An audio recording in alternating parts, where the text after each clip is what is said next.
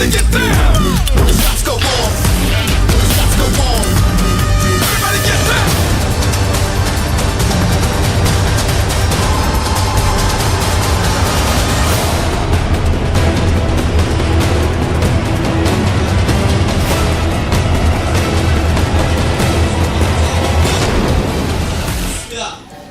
Here we go, starting to the left side of Metropolis is our Protoss player. Same position he started in the last game.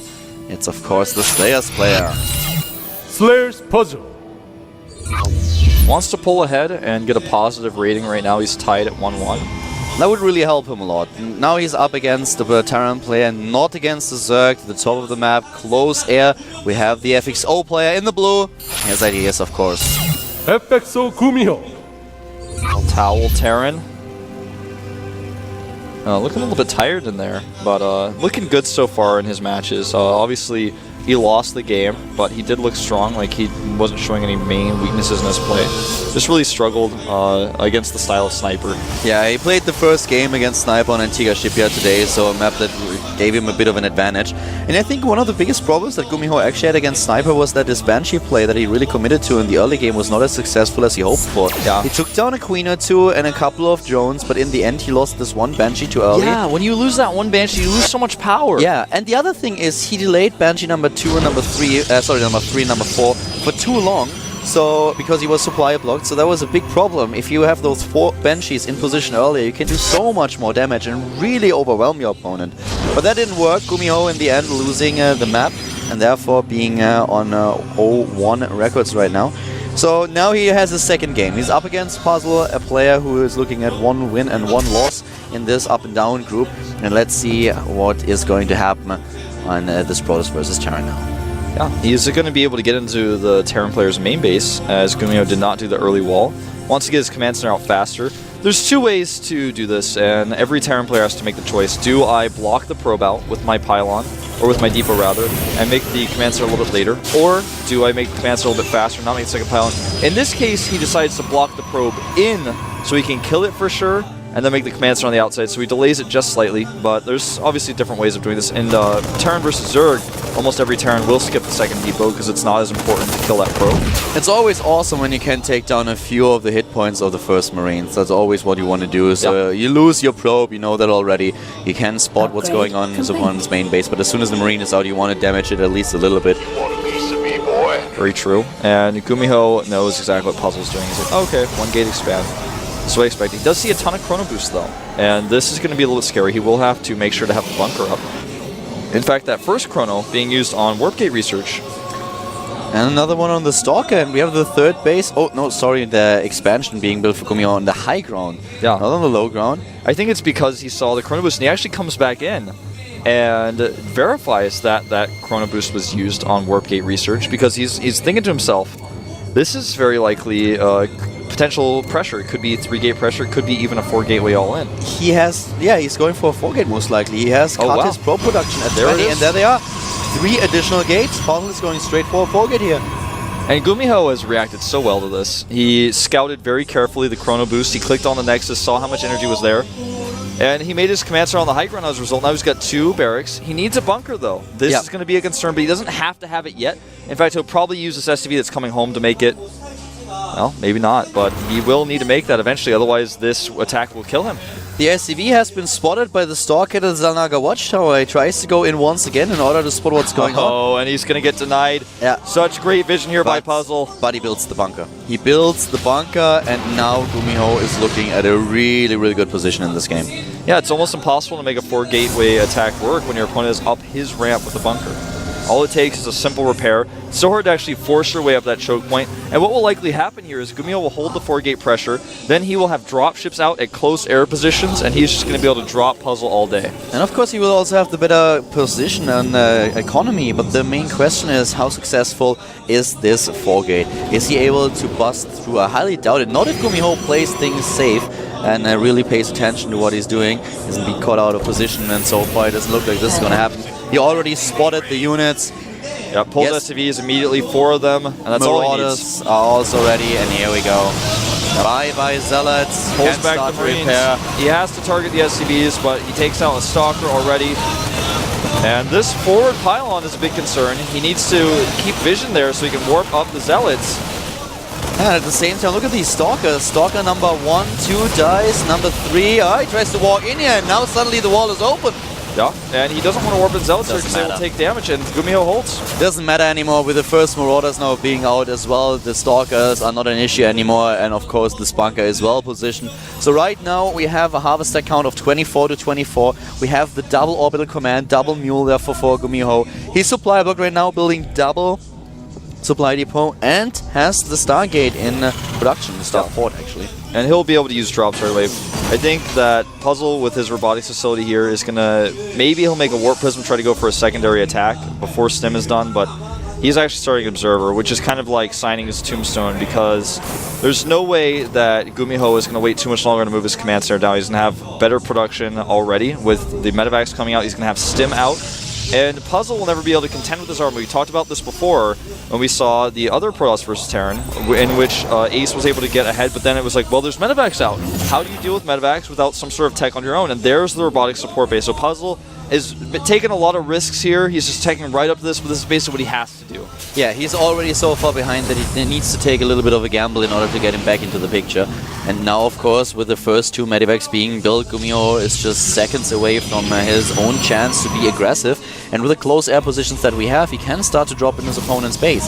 He's once again supply blocked though, this time building 2 supply depots immediately so that he will have the opportunity to build additional units for a long time.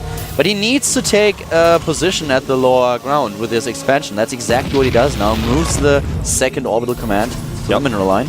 By the way, he's more than doubling Puzzle's army supply right now, and this is the concern. Obviously, he's moving out with these units. He's going to take out this pylon.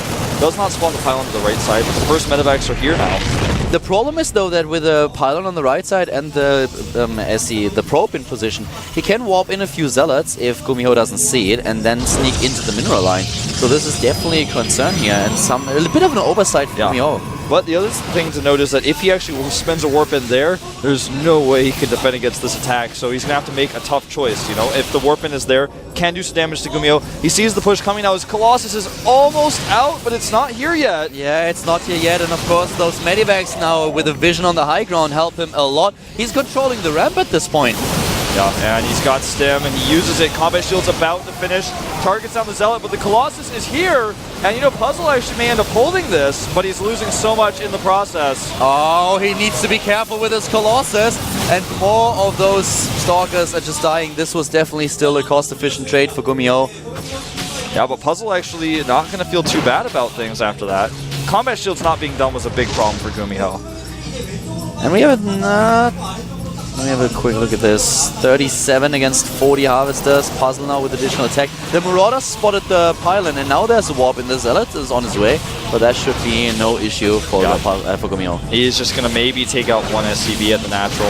We're watching a factory burn while it happens, but he's going to kill 2 SCBs. If he targets maybe 3, we'll actually get a Marine instead, which is okay. Decent trade, regardless.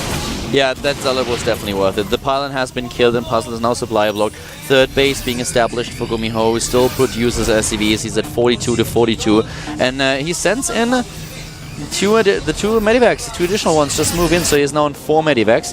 His upgrades are not too great though. Yeah, and he does not have an army large enough to actually fight Puzzle with another round of warp-ins. He's got the Colossus here as well. He has stopped Colossus production, but just having that 1 supplementary Colossus to your army just helps you so much.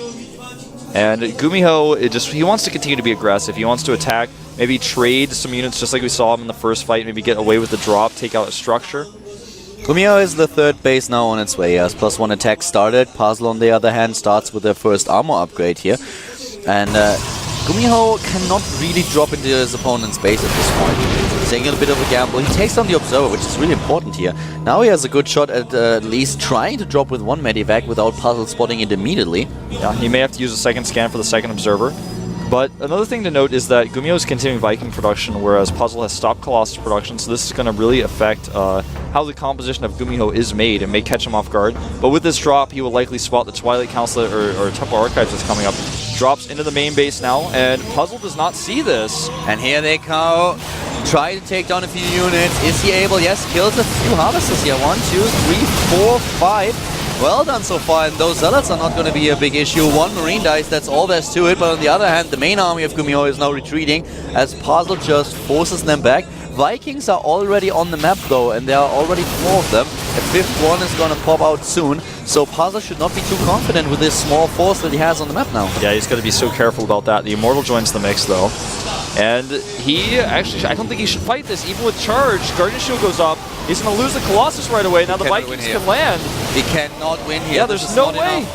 And now he's really struggling to retreat because of concussive shells. Oh god, the Immortal's trapped.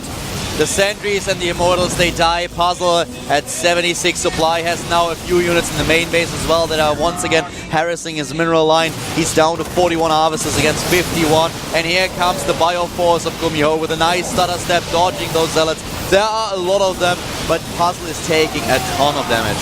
Yeah, he takes so much here. This is just GuMiho's first wave of units. He's got more reinforcements at home. Feedback goes down on Medevac, takes it out in fact.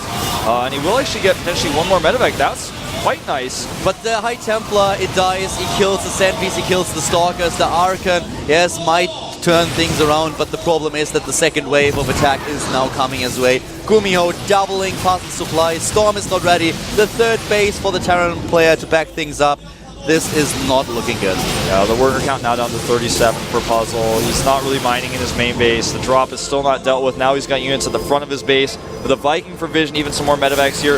The Archon is really going to struggle. He has to pull probes, and GuMiho just needs to micro a little bit here, and Puzzle will find himself out of luck. 120 supply against 60. Here comes the Terran forces. GuMiho going to win this game. Yeah. Gonna win his first match in this up and down group today. The Stalker dies, the Archon is gonna bite the dust in just a few seconds, and this game is essentially over. We're just seconds away from Puzzle realizing it as well and typing GG. GuMiho with just his production. There it is, GG. The game is over, and now Puzzle being on 1 win, 2 losses. GuMiho 1 win and 1 loss. For Gateway All-In, man, it's tough to make that work against someone of the caliber of GuMiho. He had the proper scouting as well. He saw 75 Chronogen on the Nexus and he said, that doesn't make sense. And then he verified with the scout again that there was another Chrono Boost used, and he just said, no, there's no way you're going for a fast Nexus with this much Chrono Boost on the core. And even if you are, I'm just going to be safe here, keep my Command Center on the high ground for a little bit longer.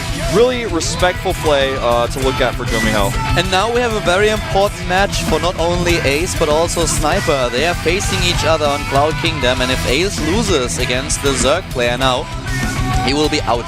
He will be in Code A for sure. He will look at not a single win, but 3 losses. And if Sniper actually takes this game, he has a guaranteed spot in Code S already with 3 wins and 0 losses so far. He would be in a perfect position to take this. Yeah. And so basically we either have a situation where Ace wins and puts the group back on kind of a more even footing, or Sniper just totally owns it and Ace finds himself out. So if Sniper wins here, the group gets pretty lopsided. Yeah, definitely. I mean, with a win here, the only player he has to face after this is actually Hack. That would be the last match of the day. Might even be a match that we don't need if Sniper is pulling ahead here once again. But Cloud Kingdom, the map, we mentioned it earlier that Ace had to play against Boom Boom in the last 7-down matches where we saw this brilliant style from him. So I'm really curious to see if he can do this again, because it was one of the best PvZs that I've seen in eternity. Yeah, same here, man. Ace really being good in the late game. We saw Sniper hold off crazy aggression from Puzzle in his last CVP. We'll see if he can do it again. If Ace decides to go for that, I think that late game is the best choice, though. And the countdown is ready. The map is loading. Protoss versus Zerg. We have a StarTale versus MVP. Ace against Sniper here. The up and downs. Not looking goofy.